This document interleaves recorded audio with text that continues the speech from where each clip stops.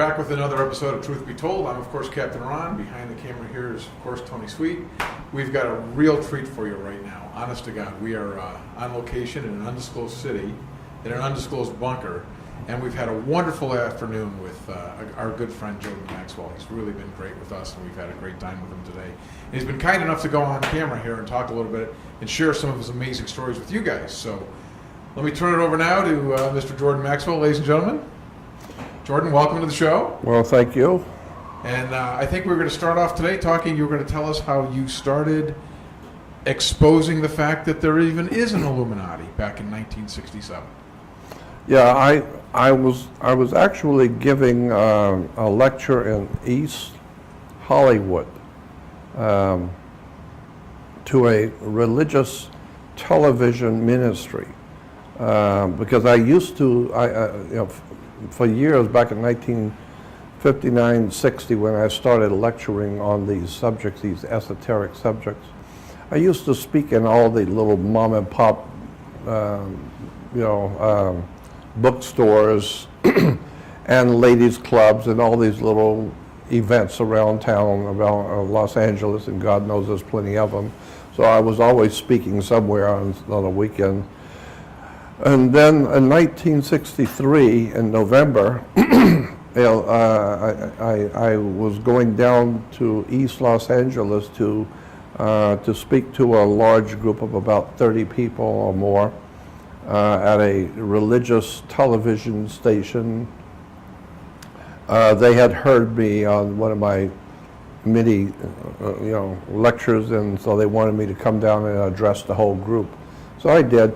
But I remember that I had a couple of friends come by and pick me up in North Hollywood. We were going down to Hollywood, into East Hollywood, to talk about secret societies and world government, etc., when that was the morning that John Kennedy was assassinated.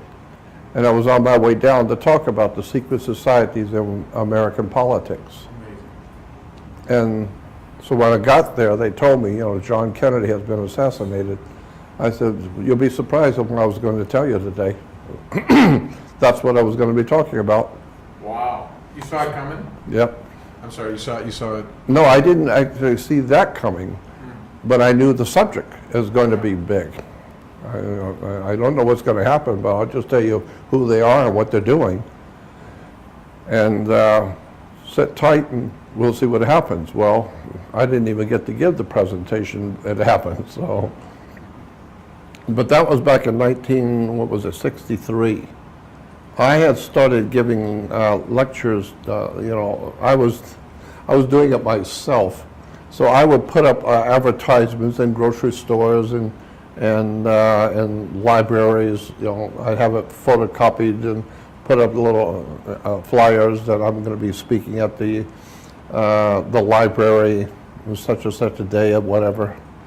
And so I was kind of doing my own thing. I'm just advertising myself. I'm doing it all, and it was just fun. I'm not making money doing it, but it was fun doing it. And every now and then I'd get somebody who was interested, who had another group they wanted me to talk to, and so little by little it started catching on. That was in '59. That's, I don't know, a long time ago, 1959. And then, like I said, in 1963, by that time I was lecturing quite a bit around Los Angeles, etc. And then John Kennedy was assassinated. And so I was always fascinated with the dark side of the world we live in. I just came by it naturally because my my mother's grandfather, my great-grandfather, was a senator from the state of Florida. And it's interesting, too. My mother, while I'm just rambling on, my mother used to tell me when I was a kid that my family was the Carroll family, spelled C-A, and I remember it so well because she would always say, and it's spelled C-A-R-R-O-L-L, Carroll. Well, that was easy for me to understand because she had at that time when I was growing up, she had two uncles who lived in our hometown. They were both appointed to the federal bench. They were both federal judges, and their names was John and Frank Carroll.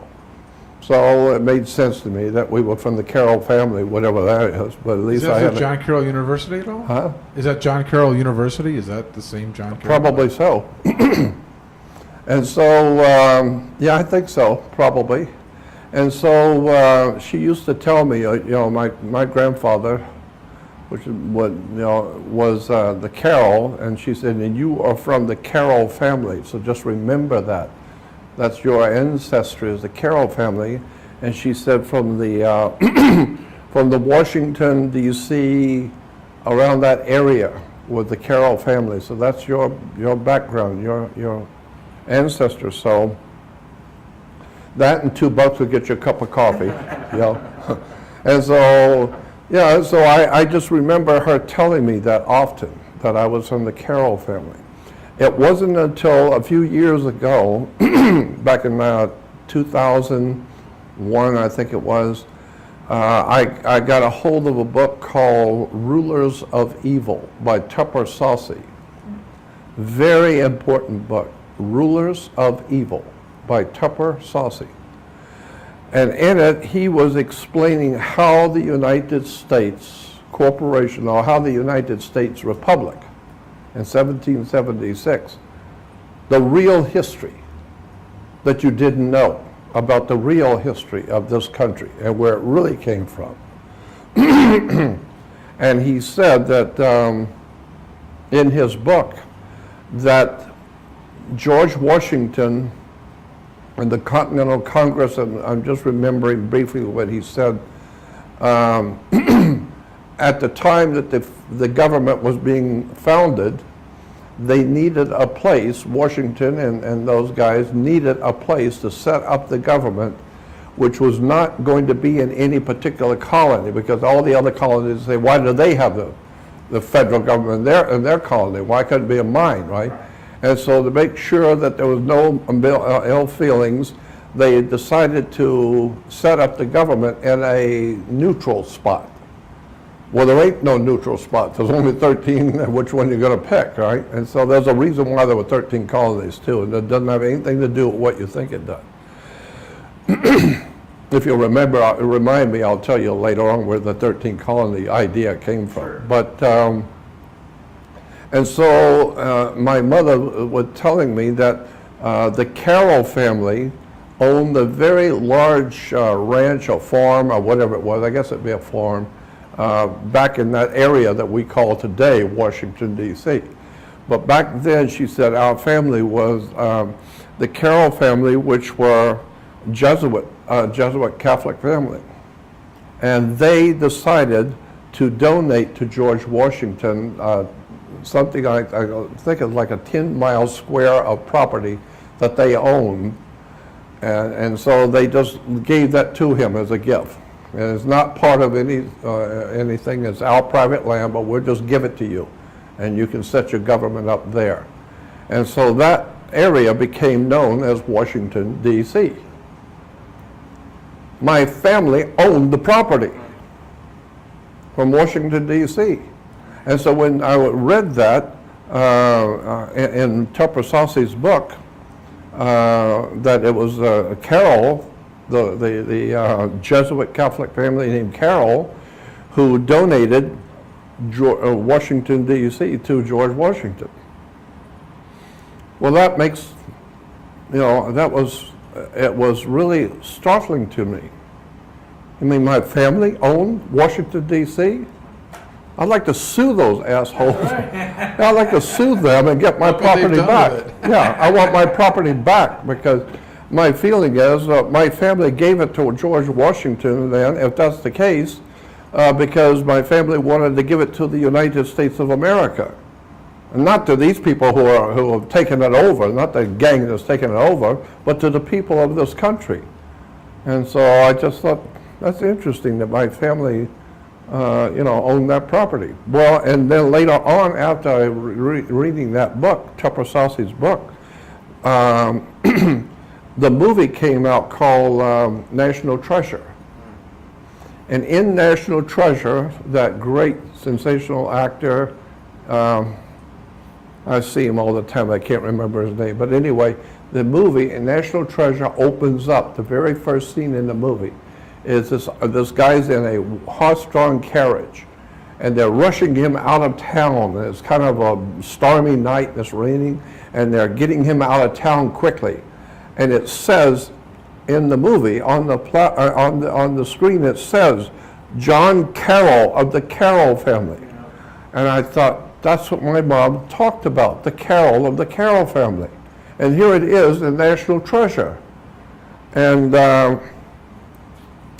I don't know, so it's just fascinating to me that that's my background, is the people who So own. it runs in your blood, Yeah. what you're saying. And so there is something to that. Yeah. There must be something to that, why I gravitated toward the dark side of world power, at such an early age. I was already talking about secret societies and communism, Marxism, and Nazism. In 1959, you were In 59, yeah, I'm giving lectures on the subject. And most of the time I was talking to myself because most people didn't know what I was talking about. And but then I found out through the movie and through the book that my background was from the Carroll family, and they were a Catholic Jesuit family, and I was born and raised Catholic, and so I just thought that was interesting. Like I said, Tell us a little bit about the Illuminati and what you discovered in 1967 that you were telling people. How did you come up with this? well, I always knew because when I was a kid, I used to ask questions. I mean, 7, 8, 9 years old, questions to adults, and I began to realize that adults do not know anything. A 10-year-old who's thinking can ask you questions that you've never heard before, never even thought. And let me give you an example of what I'm saying. A lot of people may have heard this before, but I'll tell you again. When I was like 8 or 9 years old, I was a Catholic, and so in Catholic Church, when you're about 9 years old, you get what they call confirmation, which means you're going to become an official Catholic tonight at 9 years old, as if you know what you're doing, right? Exactly. And so the nun had told us in school the day before. Incidentally, the word nun is a fish in Hebrew. Yeah. And so the nun told us that tomorrow night at church, the bishop will be here to officiate over the service. And he possibly might ask after the service is over and you become officially Catholics in your confirmation, he may ask you if you have any questions, and he will answer them for you if he can. And so if he does that, we were told, if he does ask if you have any questions, remember, you don't have any questions. You keep your mouth shut. So I'm already onto that one. Okay. Right. Yeah, This poor bishop has to have. yeah, this is part of opening up a child to the world. Keep your mouth shut. And so that next night, after the service was over, the Bishop T.J. Tulin, I shall never forget, was from Mobile, and he came to our hometown to officiate over our big service. And after the service was over, sure enough, Bishop Tulin said to the kids, he said to the children, now that you're confirmed Catholics, if you have any questions, I'll try and answer them for you. Everybody knew that they're not supposed to have any questions, so I stood up to make sure everyone knows who I am. So I stood up and I said, yes, I have a question. My dad works with torches, like a welder. And I said, if there was an angel standing next to me and I had a torch, burning torch, could I hit him with the torch and hurt him? Would it hurt the angel if I hit him with the torch? And the bishop said, well, no. He said, you mean burning him? I said, yeah, if I burned him, would it hurt him? He said, no. And I said, why not? And he said, well, because you can't burn an angel. fire, he says something to the effect that fire is a natural phenomenon. You have to have wood or paper or plastic or something, but you can't burn an angel. And I said, why not? And he said, because, well, first of all, angels are spirits. You can't even see a spirit, much less burn one. And you can't burn a spirit because there's nothing there to burn. And I said, well, then why am I worrying about going to hell where my spirit's going to burn if you can't burn the spirit? Oh, man. And so everyone in the church, I remember, looked like deer in the headlights. Nobody saw that coming. And I said, well, yeah, I mean, I've been told that we're going to die and go to hell, and we're going to burn forever, and now you're telling me you can't burn the spirit. So what's going on? And so there was a red-headed priest right from Ireland, very new priest from Ireland, red hair, very rare-headed priest. And he was standing next to me, and I was standing up in front of him. And he said, sit down and shut up. Oh. So I did, because it was what I wanted. Good. Did everybody hear what he just said to a kid, a 9-year-old? Yeah, well, just don't forget who I am. Yeah, I got that kind of response This out of started the back when you were 9 years old. Yeah. This fire. Yeah, so just remember, everybody in church, everything's cool. Yeah, just remember what he said to me when I asked a question an adult bishop couldn't answer. So that started me off in my beginnings of questioning authority. And now I think back at 76 years old, the smartest thing I think a human can do is to question authority. Because if you look at it for what it really is that we're all human on the earth. And because of the situation that we're all human on the earth, the idea has been developed, well, somebody's got to be in charge. And so somebody's got to be in charge, somebody's got to be the bishop, and somebody's got to be the pope. And I'm thinking to myself as a kid, why not me? I got questions you're not capable of answering. Yeah, why don't you make me pope? You know, and so I grew up realizing that my family was involved in politics, Jesuit family. I didn't care about religion. I don't care about any of it. I'm just fascinated with theology, with the whole study of theology is absolutely mind-boggling, fascinating. And today I hear so many young people who are bored with the world they live in. They're on drugs, they're drinking because they're bored. And I'm thinking to myself, it's the adults who have caused this and the young people. Because when I talk to audiences, I'm telling them things they've never heard before. Stuff that they have never even imagined could be true. And I've seen the reaction that young people give me when I'm talking. And I understand why they're bored. Because you've never been told anything.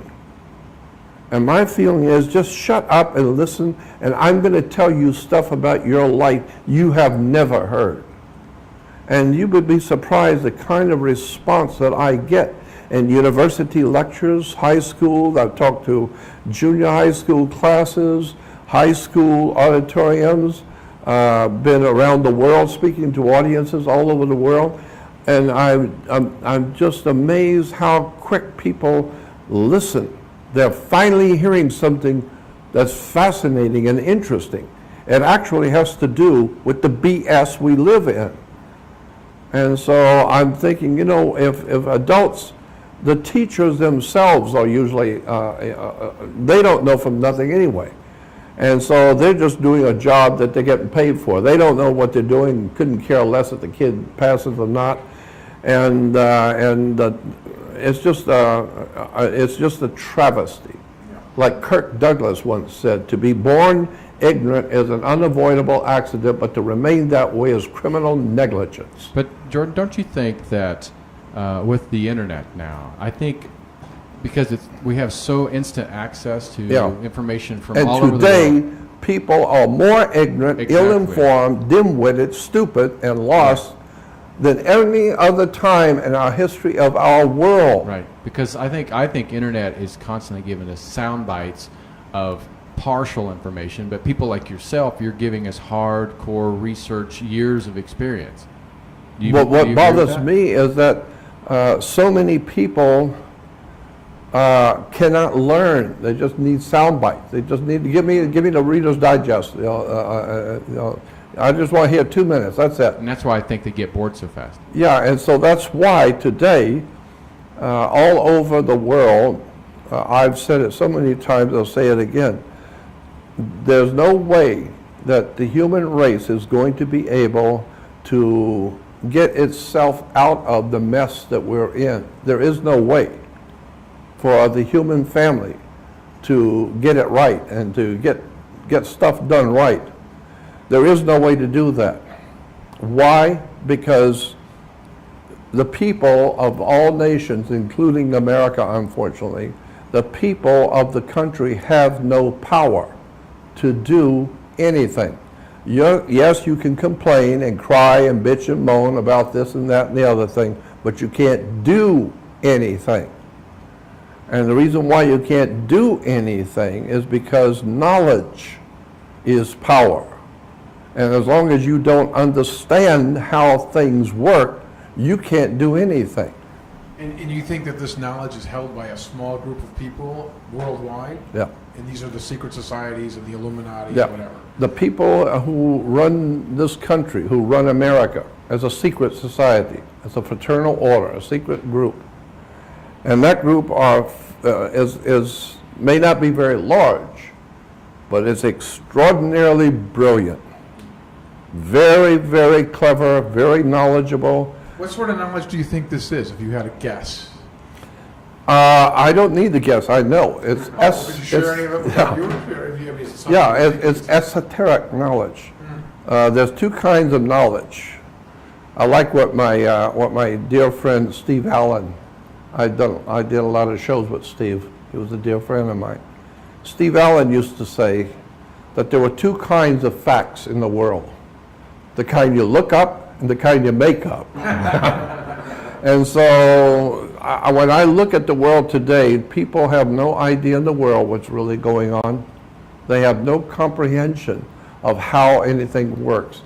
Let me give you an example. Now, you probably heard this before. I'll do it again. Please. Suppose you had a two-story building and you were going to put a lot of weight on the second floor, like printing presses or automobile storage or something like that. It's going to be very heavy. The smart thing to do would be go downstairs first with the building inspector, get on a ladder and remove the tiles from downstairs and look at the foundation of the floor and see if it's going to hold that kind of weight before you start piling heavy equipment on that floor. So what you are doing is you're standing beneath the foundation you're going to build on. So you're standing under the foundation, and that's where we get the word understanding. So if you don't understand, meaning if you don't stand under the surface, then you don't have it yet. You may think you're understanding what's going on. No, you don't have it yet. Wait till you find out how the world really works. Not how I think you... that everything that we know, everything people grow up believing, is not even close to No. the truth, right? No. I've learned that in my own personal life. Every time I believed in something, from Santa to whatever, it's not real. No, no. That's the one thing I've said so many times in public, I'll say it again. Nothing in this world works the way you think it does. I will guarantee you, no matter how smart you think you are, how many college courses you think you've taken, you have no idea in the world how this world really works. And until you've been there, you don't know. So most people talking about the world today are like the armchair critics who are talking about the Vietnam War and what was going on in Cambodia, et cetera, et cetera. Talk to the guys who were goddamn there. Talk to them. They're the ones I want to hear from, because they were there. And they don't have all these highfalutin ideas that you got in college. All they know is they were there in the damn jungle, and they know what it was like. Yep. And you ain't man enough to deal with what they dealt with. I've learned that a long time ago. You're going to be important and know everything about everything. Yeah, wait till you are put in the position those guys are. On the front line, right? Yeah, go on the front line with them. Then you can talk to them. Yeah. So I just know that there's so many things people have not been told. Knowledge is power, and the people have no knowledge, so they have no power. They can't do anything because they don't know how anything works to start with. And do you think the Illuminati is, the elite that are purposely trying to dumb us down?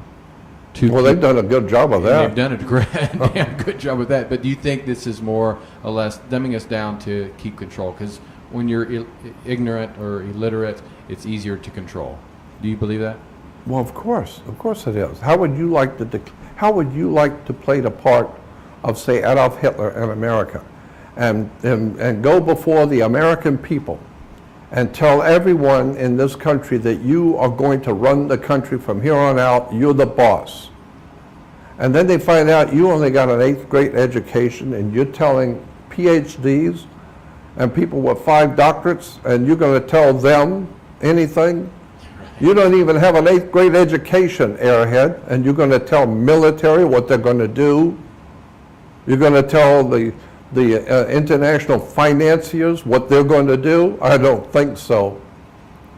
So the bottom line is knowledge is power, and people who do know what's going on, you're never going to hear from them. You're never going to hear a word out of them. They don't need to talk to you. Right.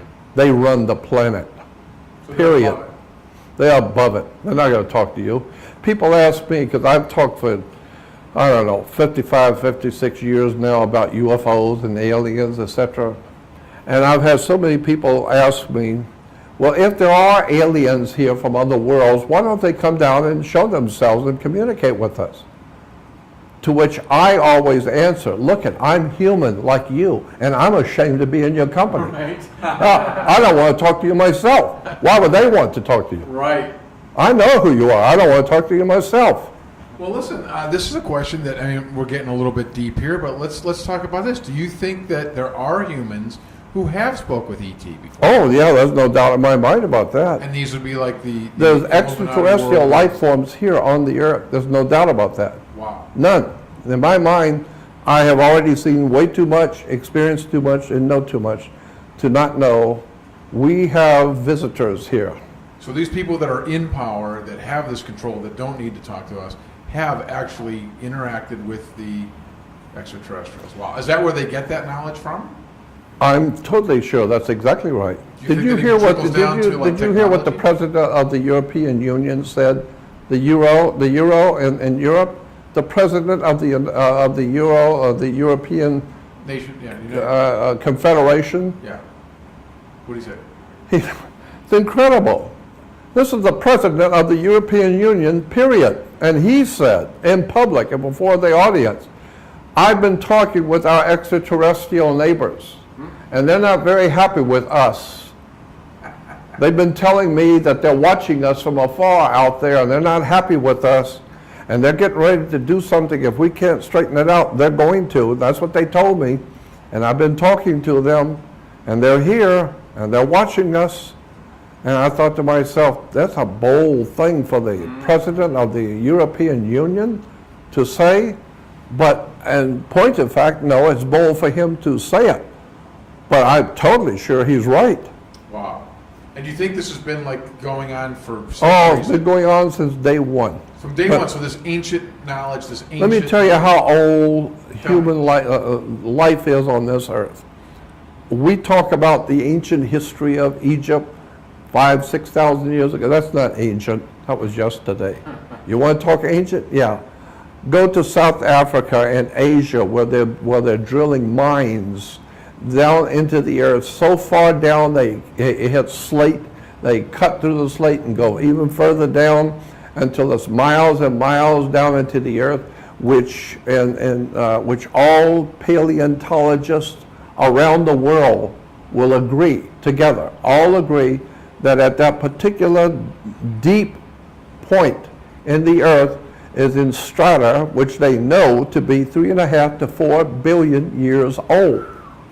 Now they are finding handmade artifacts Right. in those mines which are 3.5 to 4 billion years old strata. They're coming up with all kinds of gold artifacts, rings, all kinds of handmade things. That just, I mean, you don't have to be an astronaut or a neurosurgeon to figure out This is Michael Cremo kind of stuff, right? Exactly, Michael Cremo stuff. You don't have to have a PhD to understand. Right. If you're bringing up handmade artifacts from strata, which is 4 billion years old, that means 4 billion with a B. 4 billion years ago, somebody was on this earth that knew metallurgy, they knew metals, they knew how to mold and to create handmade things. So when you talk about ancient history, let's talk ancient history. Actual ancient. 4 billion years ago, somebody was on this earth. Wow. And then when you begin to look at all of the incredible things which are found in the oceans, like off the coast of Okinawa, there are huge temples in the Pacific Ocean, enormous temples. And off the coast of Cuba, Yep. there are enormous temples sitting on the ocean floor. And 10 miles north of the island of Bimini, in the Bermuda Triangle, in an area that's called the Bahama Banks, 10 miles north of the island of Bimini, in the Bahama Banks, is a pyramid sitting on the ocean floor. A pyramid as big as the one that's in Egypt, sitting on the floor of the Atlantic. Now, how many people know that? And most important, how many people give a damn? Nobody knows it because it's not important. We do, sure. It's not important. Who cares? It's not important. It is. But do you? I'm going to say this. Do you contribute this to religion? Because again, is it if we say, oh yes, we're 6 billion years old, do we have all these temples on the floor of the oceans and underneath South Africa? Well, now are you telling me the truth about That's right. religion? That's right. Religion to keep it. Yeah, and why do you have a pyramid? Right. See, pyramid is not the correct. It's not saying the word correctly. It's not pyramid. That's what we say pyramid. It's not pyramid. Pyramid. It's spelled P-Y-R-A. Pyra is fire, like pyromaniac or pyrotech. P-Y-R-A is fire, and mid is always the middle. Midstream, mid-course. So it's pyramid, fire in the middle. Wake up. It means fire in the middle. Means what? Why do you have a pyramid? Pyramid. It's telling you something. The word pyramid means fire in the middle, because the fire in the middle of the human creature is a sex force that creates life. Well, only God can create life. Yeah, I know. That's what the guys do. They're creating life. Yeah. And we talked about that earlier too, before we went. Actually, we were recording this about you were saying that if you see something, you don't go, "How did that happen?" It's like, "Why did that? What?" Exactly. Yeah. I'm just saying that you don't get. The only way you get to the truth of a matter is to know how to ask the right questions. I have a question for you. So one of the debates that goes on in this world of this show that we talk about is things like the pyramid and other ancient artifacts, and they say that either an ancient race came here, or either we built this and lost that technology, or somebody came here and gave us that technology. That's right. Which side of the fence? I totally believe somebody came here and gave it to us. I see. Because that's what the Bible says, and in that particular case, I think the Bible is correct.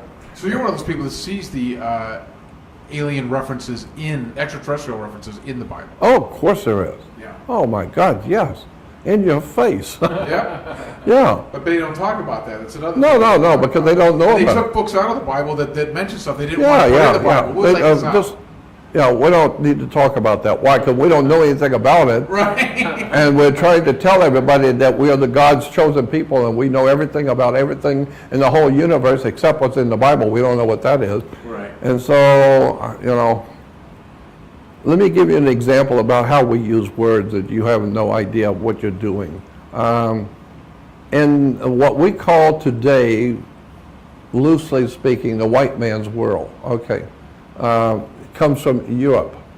The black man comes from Africa, Chinese from China, etc. Well, the white man basically comes from Europe, all right? North, east, west, and southern Europe, all of Europe is our home, okay? North, east, west, and south gives us our news, N-E-W-S, north, east, west, and south. So anything that happens in the north, east, west, or south is news, right? So once you understand, now in the ancient Europe before the Roman Empire ever existed, we're talking now 3,000 years ago. In ancient Europe, there was always an organization of humans living there, and they had their lifestyle, and they were called, it was called Druidism. And the Druids were everything in Europe. I mean, the doctors and lawyers and politicians and clergy and anybody that's going to be anybody, they have to be Druid, right?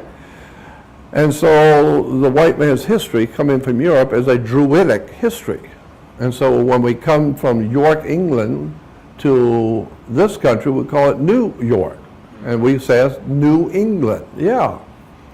You better go back and do some homework on Old England. Yeah, Tony, I told you. Tony needs to go back and do some homework. He really does. And so in that system, which I said was way before the Roman Empire ever existed, there was already a life in Europe. And so that life was a Druidic system of life. Well, in the Druidic system, the way we get a lot of our ideas about magic from the ancient Druids. They were very magical and knew things about the universe that we don't know. And so one of the most important symbols of power in the old ancient Druidic system was magic wands, like Merlin the magician with his magic wand, and the orchestra conductors. Yeah, weren't they supposed to be made out of a certain Orchestra kind of conductors with a magic wand. thing? Yeah, they had to be made out of a certain kind of wood or something, right? It's made out of the wood of a holly tree. It's made out of Hollywood. That's where we get the term Hollywood, because magic wands were always made out of the wood of a Hollywood. And so that's why today we have a place called Hollywood in which we talk about the magic of Hollywood. No, it is magic. You better go back and do some homework and find out what's really going on in Hollywood. I think that's tied in and controlled by those people, obviously. I'm totally convinced that Hollywood is a tool. So do you think they use stuff like movies about aliens and things to ease people to kind of get used to that? Is that sort of a... Bet on it. Really? Well, if you think about it, that's Hollywood is the internet before internet, because that's how they influenced society. Yeah, I like what Dick Gregory, my dear friend Dick Gregory used to say. Hollywood is here to do three things. They're telling you what your masters have already done in the past, what your masters of the earth are doing right now, and what they're getting ready to do. Wow. So all you got to do is do your homework and go back and look at Hollywood, and you will begin to see they are opening up the world of knowledge to you, and they know, they don't suspect or think, they know you're not going to get it, because you're not smart enough to get it. So they're playing you for a fool, and they're putting stuff in front of you that they know you don't understand, but they're not doing it to enlighten you, because they know you're beyond enlightenment. You're never going to get it. But what they are doing is they're planting into your psyche, into the psyche of the world of mankind, conceptual realities and ideas that when they do come, you will just naturally fall in line with it because you watched it over the years. It's like teaching a child in kindergarten. So you think it's all orchestrated? That they've Oh, you can bet on it. Wow. with the Hollywood, like an orchestra leader who's leading the orchestra. The bottom line on the symbolism is you dance to my tune, son, not yours. Why do you think they allow TV shows like Ancient Aliens and programs like this that really seem to wake society up to more broaden their knowledge of what could be and what's out there? Why do you think they allow that? Because they want you to know about it now. Now. They want you to know. Well, they do. Like Now, even you, they think that suppress you. yeah. I mean, I've been asked so many times by motion picture, television, big corporations, big companies wanting to do movies and television series on me, and every time somebody stops up and says, "No, thank you, not him, no way." Why? Because he's already a problem. You give him a lot of cash and make him a movie star, and you got some problems now. Yeah. So leave him alone. He's already a problem. So there are forces at work to keep it. You can bet on it. Really. They know exactly what they're doing, and here's what a lot of humans are missing. There is a communicational presence in the universe all around us, but it's In the spirit spiritual world, you're saying. in the spirit world. But you don't see that, so therefore it doesn't bother you. Well, it bothers the hell out of me because I know it's there. And so you can't do anything that somebody is watching you. And so if you happen by chance to be in the company of some very powerful man or some very powerful secret society, and they give you certain papers to protect and to give it to a certain person, they give you something very, very dangerous and very important for you to deliver.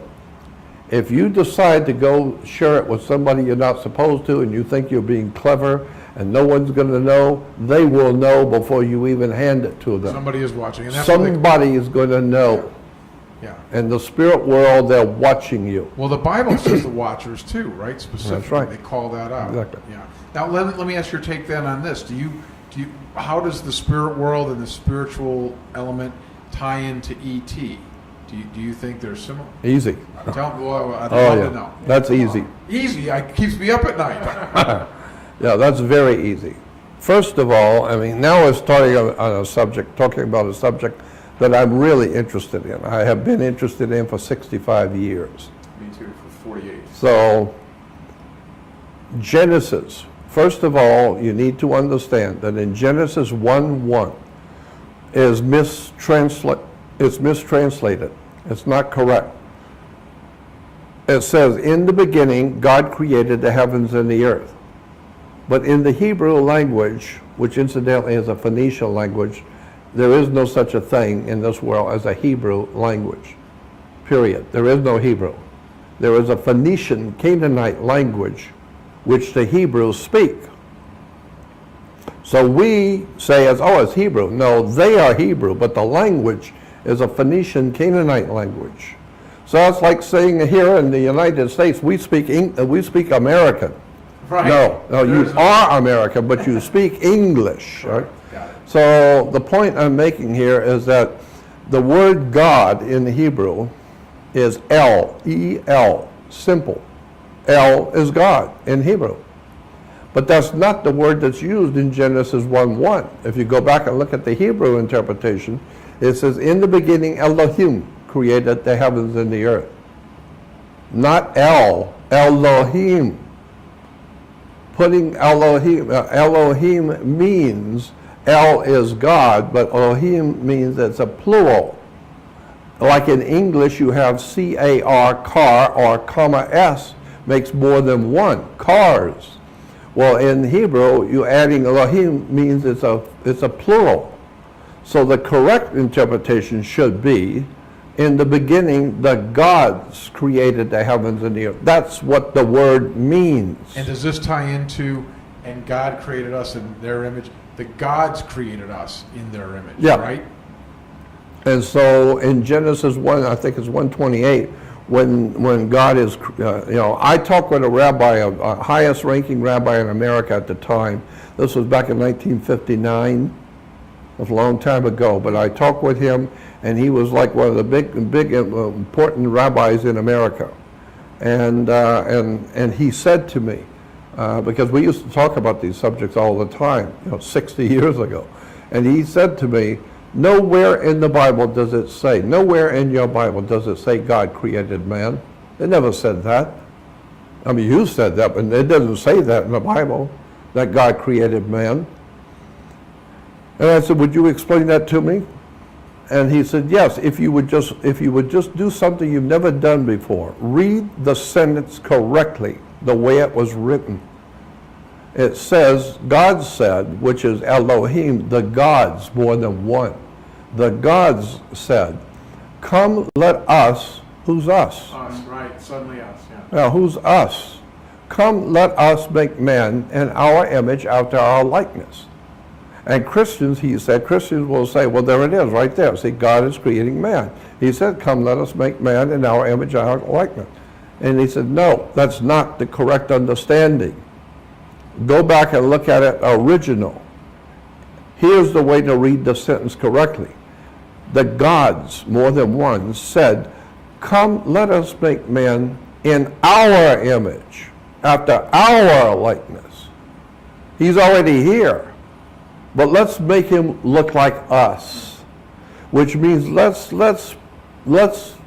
impregnate one of the females with our DNA from the world that we have come from. And let's see what she gives birth to, just for the hell of it.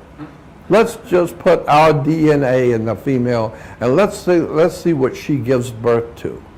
And so obviously it must have been, as the Bible says, it was an experiment. And so with any experiment, maybe you'll screw up a couple of times in the experiment. And that gives us today Yetis, the abominable snowman, and these Neanderthal creatures that look similar to our bill, but they're totally different, and they're a lot smarter than we are. And they can live in the forest and live in the mountains. And we know they're there because we see them, but we can't catch one. They're too smart for us. Well, maybe they were the first of the experiment with the gods, whoever they are. They have come here from somewhere else, and they took a look at the Neanderthal, Cro-Magnon man, or whatever these hominid creatures were. We call them cave dwellers, whatever they were. And these extraterrestrials said, come, let us make man in our image, after our likeness. Let's procreate with one of their females and put our DNA into her, and let's see what, just for the hell of it, let's just see what she gives birth to. Well, then the first creation would have been just an experiment, and maybe it didn't work out just exactly right. So now they're still hominid creatures, they're still walking apes, but they're a hell of a lot smarter. And now they understand the stars, and they understand all the occult powers of the world. Well, that's part of their father putting his genetics into them. So they're half animal, half caveman, and the other half not of this world. Knowledge that you don't even begin to have, they have. You call them Yetis, an abominable snowman. Yeah, we'll mess with one and find out they're smarter than you are, and they know things you don't know. And so later on, maybe they did some more experiments. They, whoever they were. But as I said, the word in Hebrew for God is El, but the Bible says Elohim. Now in Genesis, later on, I think it's in Genesis 3, where the gods, more than one, looked down on the earth, and they said, look, man has become as us, as one of us. Meaning, we are lusting after the women, we lust after power and intrigue, and we love doing all these things. We love having a gang and power, and now humans are like us. They're just, you said, come let us make man in our image and our likeness, and you did. Careful what you wish for. Yeah. Well, So that's what I was going to ask. If the aliens, extraterrestrials, or the gods do see the Illuminati that are controlling the earth, that are very few, I wonder why they allow or continue to allow? Well, them first to- of all, I'll tell you what I think, and it's just my subjective opinion. That and $2 will get you a cup of coffee. It's just my opinion. Right. But I think that if you go back and look at that scripture where it says, "Come, let us make man in our image," after our, means that they put some of themselves into the indigenous creatures here on the earth, what we call them Neanderthal or the different creatures. Hey, Jordan, is this the Nephilim in the Bible? Yeah, That's what it says, it right in the Bible, that the Nephilim right. mated with, Yeah, exactly. But here's the point that maybe you never thought of. They said, "Let us make him in our image, after our likeness." What does that mean? That means today there are people who are running governments that look just like you. They're just a man like you. They got a wife and the children just like you. They're not just like you. They're not from this world. Oh, you think the ETs are actually among us right now? I think they are directly among us, and I think that the people that we look up to, the Holy Father and the President and all, are actually, in point of fact, not of this world. So they're at the top of the food chain, and that's who's running these secret societies, is really That's it. other ETs. That's it. Interesting. I think they're the ones who are behind. Since we were created to look like them anyway, they would blend right in. Precisely. Interesting. Well, they look like us. No, We they look don't like look them. like us. You look like them. They were here first. Well, not Tony, but most of us. Yeah, and they came here and saw your ancestors who were living in caves, and we call them cavemen, and Neanderthals, Cro-Magnon man, and all these other Sure. cave dwellers, Who brought and they them look here? like chimps. They look like monkeys, or Hey, that- who brought them? Who brought them here? I Huh? mean, because did they just come out of the mud and water? I mean, like they keep saying they do. Or is that evolution? Yeah. Yeah, that's a good question, but we weren't talking about that. Okay. okay. Yeah, that's a good question, but Only ask questions he knows the answer to. Quit yelling. yeah. Yeah, So, that is one of the questions, and they think is the missing link. Could it be when they mess with our DNA?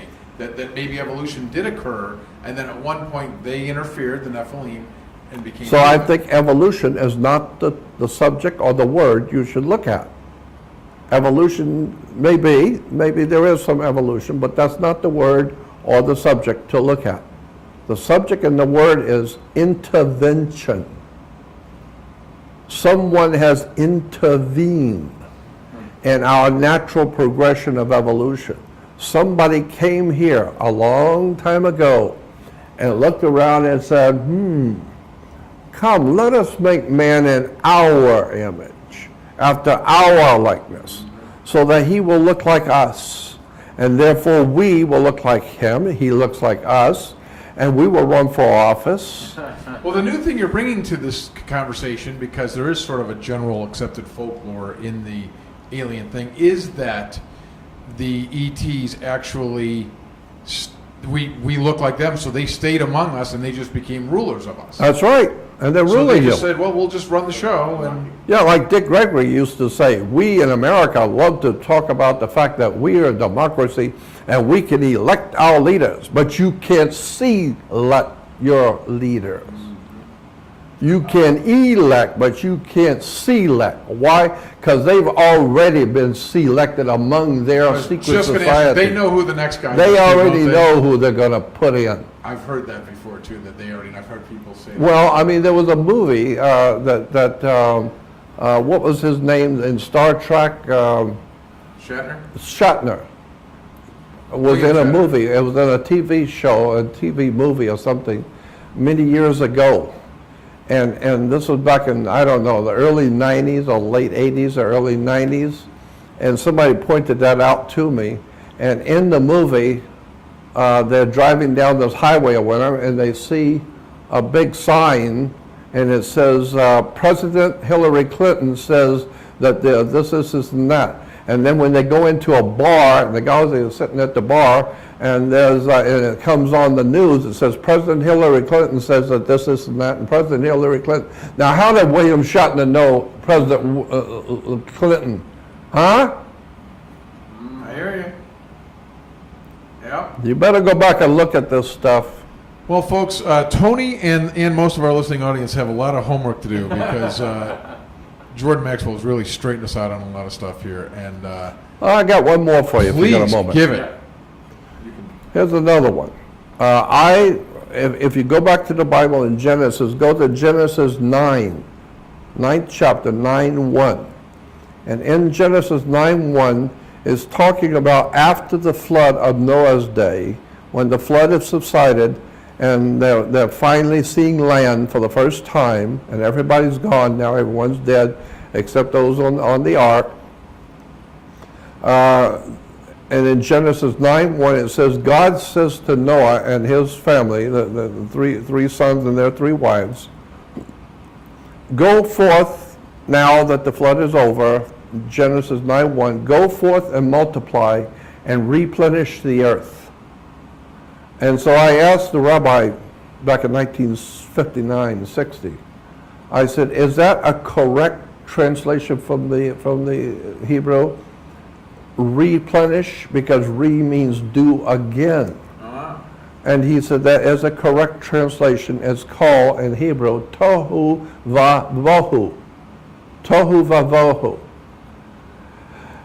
And so he said, to replenish the earth. Well, obviously, if God if God has destroyed all life on the earth with a great flood, and if his first purposes were to have a family on the earth, well, then somebody's going to have to replenish the earth. Well, that makes sense. Yeah. Or does it? Because in Genesis 1:28, when God is creating Adam and Eve, he says the same identical words. Go forth, multiply, and replenish the earth. Why would you tell? I thought Adam and Eve was supposed to be the first. No, they're not the first. Well, if you're saying that we found artifacts from 4 billion years ago, That's right. and maybe we've been replenishing and replenishing and replenishing for billions of years. That is precisely what I'm saying. See, Yes. folks, there's a lot to learn here. So therefore, we today, like normal humans, like a normal human, we always see ourselves as so important. But the great gods who have been around for millions of years, they don't see us as important. We think we're important with all of our banks and hotels and military industrial complex. All you need is a 12 on the Richter scale in Los Angeles, and it's all gone instantly. Right. And all of your armies will be dead, will be eating each other and murdering each other.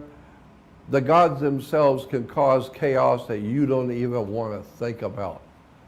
So they're not. You want to mess with them? You want to be like the scripture says in Isaiah. God says, "You love wars, you love violence. Oh, I'm going to give you a war then." Yeah, you want war? Watch what I'm going to do. And so therefore, it looks like this divine spirit in the universe that men have called God, whatever it is. God's not on TV, but whatever is out there, it is basically saying right now to the earth, you love violence, you love wars, you love alcohol, you love fighting, you love the wrestling, and you love the fights in Las Vegas, you love the prize fight. You guys love drinking and street fighting. You just love war. Well, I'm going to give you a war, son. Wow. And watch what's coming. Because what's coming in the book of Isaiah said your generals will wet on their knees at what I'm going to do. So you like wars? Yeah. Well, I hope you do, because you're going to have a hell of one coming. And you're going to find out what war is really all about when you finally face to face with the gods themselves. And so that's why I am totally sure that what the human race is now racing toward, they have no idea in the world what's coming. But I can see it just very clearly. We are heading for something awesome and something terrible that no English language can translate how bad it's going to be. We are told that the China is thinking about coming into America and taking over all the land because it's been given to them. Well, wait till the people in America find out their home has been mortgaged off and that the Chinese own it, and they're coming in and taking it. They didn't ask you. They're coming in and taking it. And while they're here, they might as well rape and kill a few too, right? As well. Yeah, well, watch what's going to happen. Well, Jordan, we at Truth Be Told, as always, are so enthused, and you get us going. You get us asking these questions for other people that have been in this industry just a few years, because we all look up to you. Yes, we constantly are being questioned by our own thoughts and our intuitions, and you just really validate what we're thinking. So we thank you for being with us on Truth Be Told and being an inspiration for all those people watching today. So, well, I appreciate you. I appreciate you asking and coming to visit me. no, we had But a great before we leave, let me leave you with another thought. Sure. I got 1,000 of them. When you hear people talking about Lucifer, Christians are big about talking about Lucifer, Right. the devil, Lucifer. I got news for you. The devil is not Lucifer. In the Bible, he's called Satan. There's a big difference between the two words. One is Lucifer and one is Satan. Lucifer is Jesus. Now that I've not heard. Lucifer I is thought you would Jesus? perk your ears up on that one. Well, that is. I mean, I've seen that T-shirt that you have that says Lucifer is Jesus, but I took it in a different. Jesus in the Bible is called Lucifer. This is a bombshell. I've never heard that. Yeah, it's in the book of Revelation, in the 22nd chapter, 22:16, which is the very last chapter in the Bible. The very last chapter of the very last book is Revelation, is the last book. The very last chapter is Revelation 22:16, where Jesus said, Jesus, I am saying this, I am Lucifer. Now, you got a problem with that or what? Wow. Jesus said, I am saying, I am Lucifer. So today, if you want to talk about, the devil is going to get you as this Lucifer. No, Lucifer is Jesus, airhead. Go back and read the Bible. Read it. The very last thing, folks, in the Bible. Check it out. In Revelation. It's in the book of Revelation, Yep. 22:16, where Jesus says, Jesus, I am proclaiming, I am Lucifer. So, How we all missed all this stuff. Well, thank you again, Jordan. I really, really, truly appreciate it. I'm sure our listeners do as well. And we'd love to see you again. well, if you come back, we could talk for hours. I'm sure we will, buddy. We will be back. For Truth Be Told, Right. Captain Ron and Tony, we'll see you next week. Okay.